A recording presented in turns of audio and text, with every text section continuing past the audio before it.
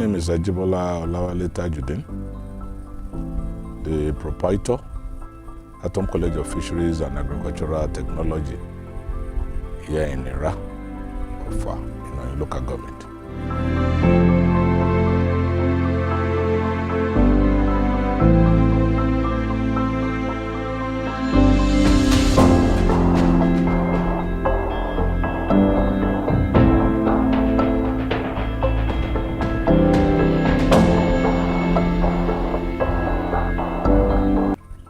We are into the school. We train students basically on fisheries, aquaculture, and general agriculture. The school is designed basically to train people, both the young, the youth, retirees, and the non-employed, the youth corpers, on how to be self-sufficient on agricultural investment. The school runs some programs, which are 3 months programs, 6 months programs, and 9 month programs, leading to the award of certificates, diploma degrees in most of the fields of fisheries and aquaculture. Our basic idea and our concentration is making the people to be self-sufficient. We base our training here on practical orientations. That is, if you are here as a student, you have the opportunity to choose various fields of agricultural sector, be it fisheries, poultry, general farming, oil processing, fish processing, and preservation at the same time. In the course of your studies here, if you're into fisheries, you must know how to start the production of fish, fingerling production. And here we have a variety of fish that are culturable fish species across board. We have that of Etroclarias, we have that of Clarias, we have that of Etrobranchus, we have that of Etroclarias, we have that of Tilapia, and we have that of Eterotis niloticus, of which we produce them here en masse for the sustenance of the populace. Here is more or less like an integrated farm where every sector of agriculture is encompassed.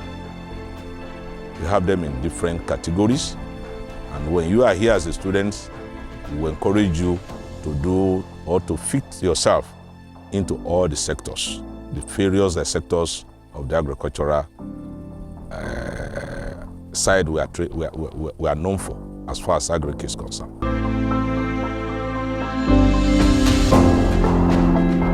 Thank you very much.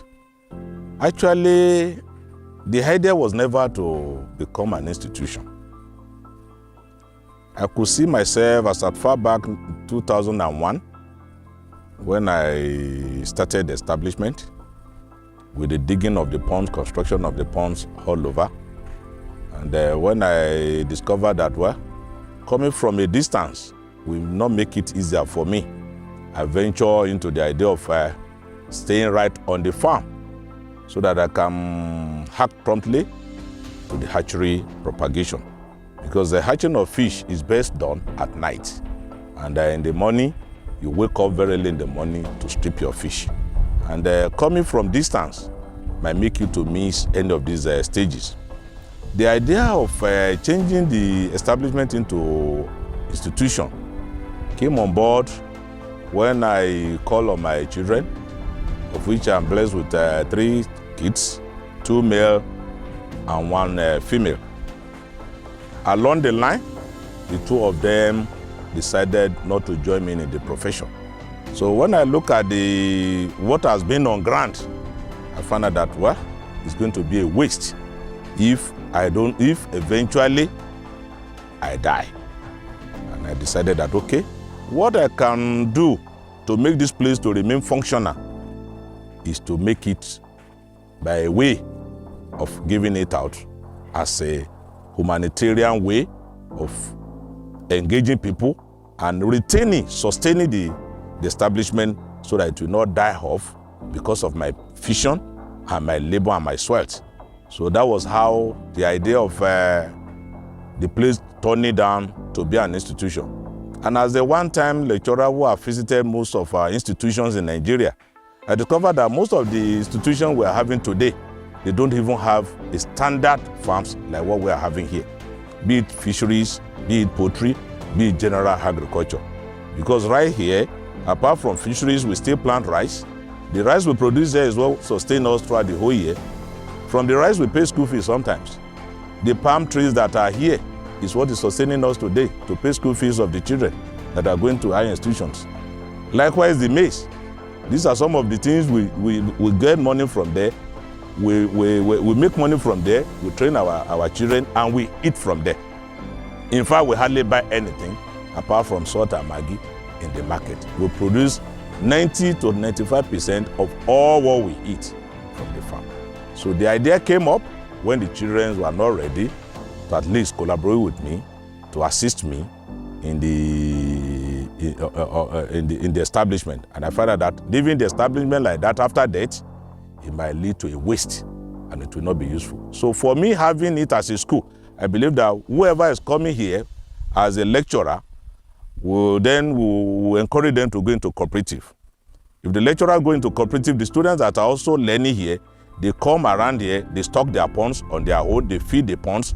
The lecturer will also have some portion of the farm for their own usage. And from there, they can be earning some money, reasonable things from the establishment. So that was when the idea of the place turning to school come into play.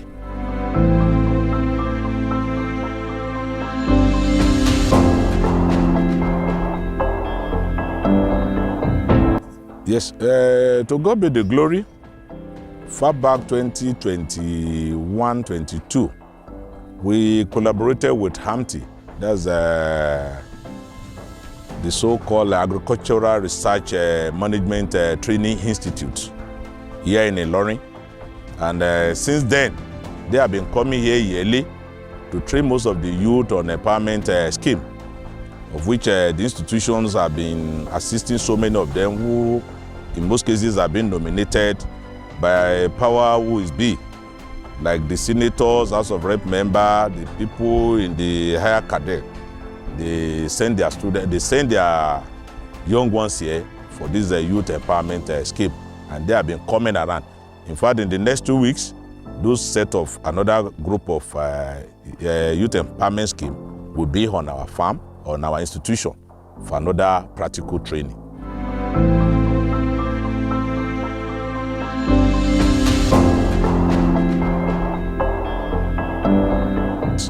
To the glory of God, we all know what has been happening as far as the economy of this country is concerned.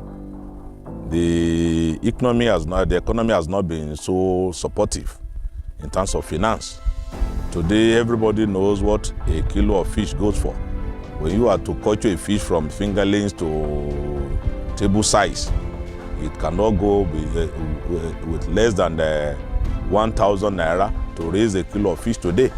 And if you are to raise the 1,000 fish today, you know you are targeting a minimum of 1 million naira.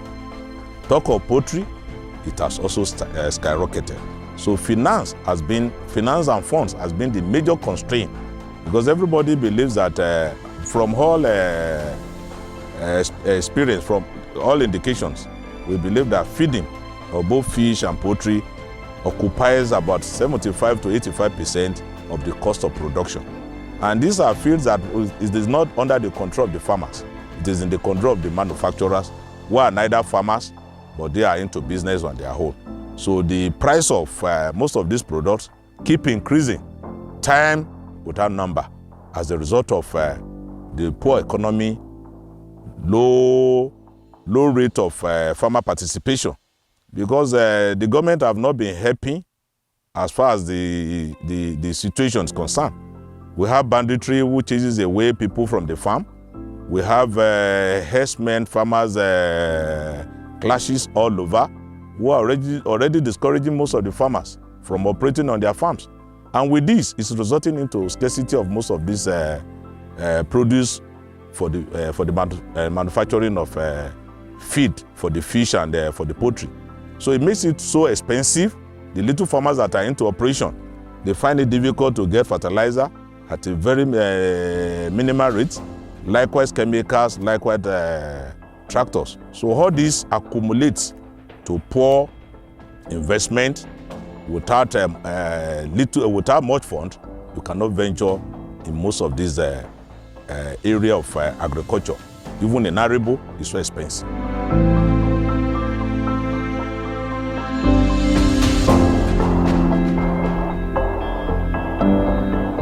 Yes, thank you very much. You see, as a professional in the field, feed formulation is not the problem. But the readily available ingredients is actually the challenge. For you to get maize today now, we know how much is a kilo of maize today in the market. Likewise, other ingredients like the soya bean.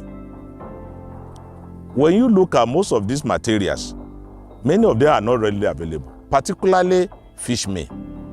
Majority of the fish meal we make use of in our feed production are mostly from importation.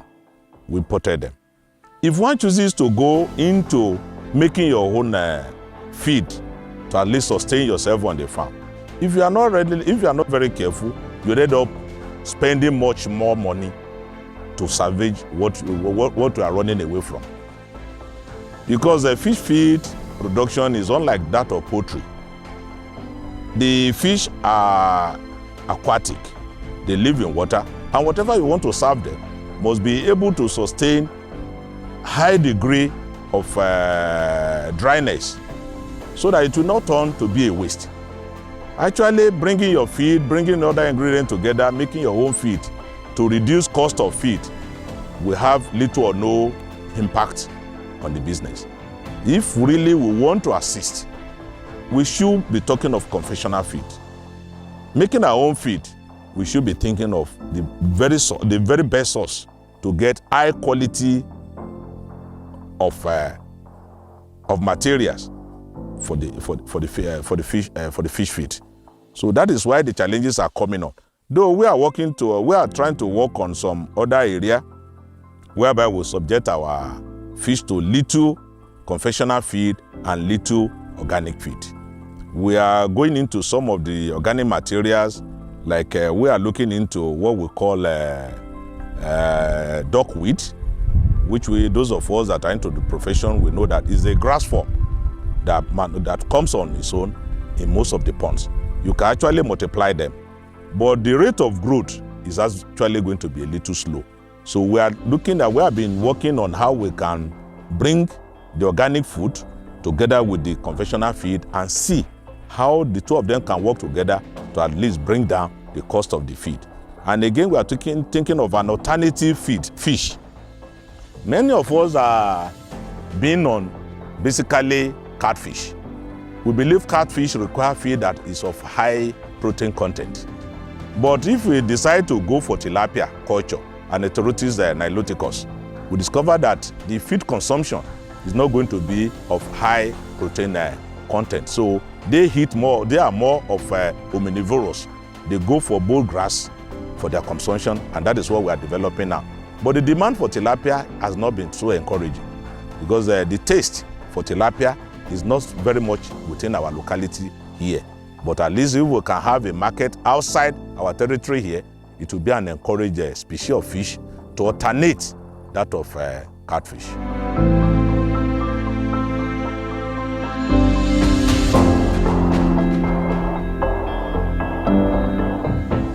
Yes, glory be to God. The power of consumption as far as SOFA is concerned is not up to 50%. Because when you talk, you have to relay what is the economy power of a particular locality. The economic power of SOFA is not as so encouraging for you to have maximum consumption of fish here in Offa. I think we are seeing it as most of our people see it as a delicacy. It's not for the masses. And if you look at the majority of the students who are here on education, many of them will not be able to afford the cost of this fish. Actually, when I came in from Delta as a farmer, and we tried to at least get closer to our people, we discovered that even the table-sized fish, the so-called farm fish, are far cheaper than even the frozen fish. But many of our people believe that the farm fish are meant for the rich and not for the average people. If you go along, if you go right inside of it today, the best place you see them consuming this fish are mostly for barbecue and some of the eateries and some of the hotel. And when you look at even the eatery, you hardly see most of the eatery consuming the farm fish. They prefer going for frozen fish from maybe Lagos and some more. That's the marine fishes. But when you look at the consumption of the catfish here in of our locality, is still very low. Actually, we've been having collaboration with Abuja. That's the market in Abuja. We always have collaboration with markets in the south, whereby if you have them in large quantity, they can come around to haul them. There are market opportunity everywhere, but the problem is the high cost of feeding, of which if you have to transport your fish from your location to another place to sell, it might have a reduction in the actual cost of selling. So that is a challenge.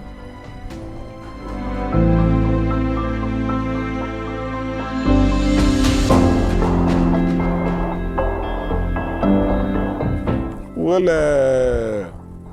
the artificial intelligence of a thing has been home for some few years, and many of us we are trying to come into the idea, but we see it as being very, very expensive and not really available to our locality as far as the idea is concerned. And when you look at the majority of the farms, even with the ones that are being operated by the white in Nigeria, artificial intelligence in most cases is not the developed one for aquaculture. But if we can have that innovations and we see the way it works, I think it is going to be a welcome development.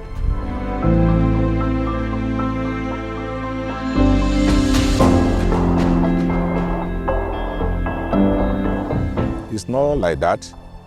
But why people look at it is that that looks like male-dominated businesses, because most of the activities involved in fish farming are rigorous and requires energy. And that is why most of the women that are even into the business, they need to engage the men to assist them in most of these areas. But when you talk of a good manager, operator in the field of aquaculture, women are still highly competing. Because where I come from, there in Delta State, most farms are being owned by women, not by men. Men, in most cases, they do the financing, but you see more of the females getting themselves engaged. Here in my own vicinity, here, even in Offa, I think we should be talking of 60-40%. Male occupying 60% and the women occupying about 40% of the practices. Like my own wife, who is also practicing with me, she has been engaging herself even going into the pond to do harvesting. But you see, most women look at it as if it's a rigorous thing that they cannot go into the pond to do it. And that is why you see most of the operational means for the women are mostly with these our concrete tanks, the use of tarpaulin, the use of other harper, like something we talk of block wall and all the rest, for them to have an easy harvesting of those products. Because harvesting in the heating pond is what we see as a rigorous exercise.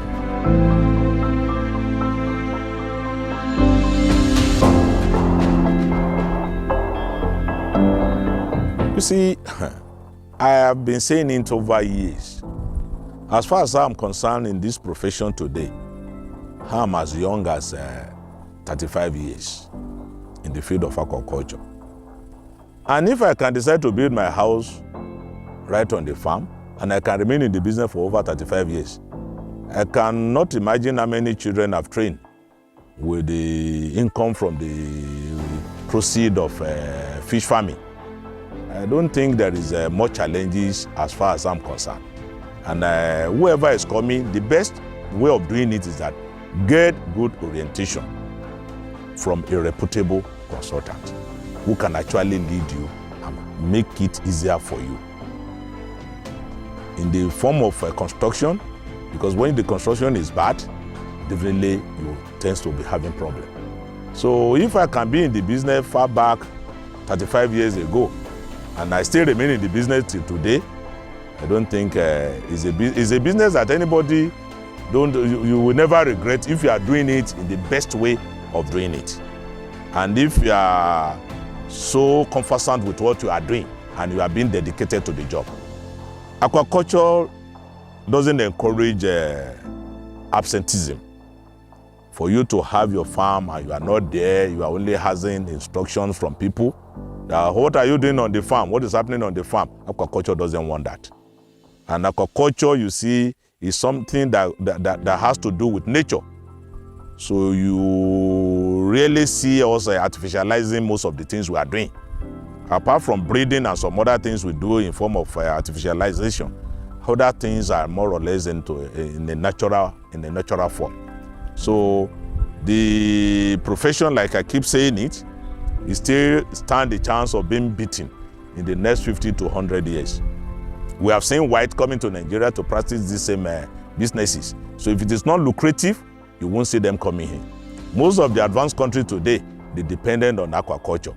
And it is just because of our inactiveness of our government and insensitivity of our government that is making aquaculture to remain as a backward venture.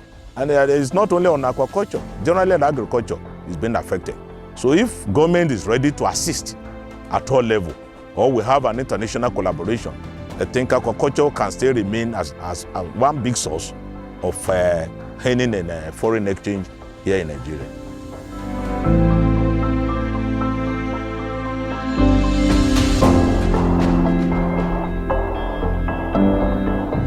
Thank you very much. You see, the issue of security lies in the hands of the owner. The owner of the farm should be number one security. Because whether you fence it and you have the security can be your number one enemy. They can collaborate with an external body. They will start stealing and then between it even outside the fence is what we have been experiencing. Even before my arrival here, before packing down to this place, we've seen staffs who engage themselves in the fishing. Whenever you are not in town, they take them to the market and sell them off. But with your presence on the farm, regular presence, you see, fish is unlike poultry, whereby you go into the pen and you remove 10, 5, 20. For anybody who wants to come and steal your fish in a netting pot, even in your concrete tanks, they must be ready, and it will not take them a fewer number of hours. It will take them a longer period of time. Is it a pond you want to bring a net and start dragging when I'm here right in the house? Or is it hook you want to start setting here to hook my fish when I'm right here in the house? Or you want to bring pumping machine to bail my pond and go away with when I'm right here in the house? But when you are far from there, there's every tendency that you see people perforating, coming from one end to the other. Right from my bedroom, I see all the ponds and I see all the facilities I'm having here. So I monitor everywhere while in the house. If I'm not in the house, the family are in the house. So we are the number one security of our own establishment. And that is why we've not been experiencing pilfering. If there's going to be pilfering or stealing, it has to be an internal arrangement between the staff and not from an external body. Thank you very much.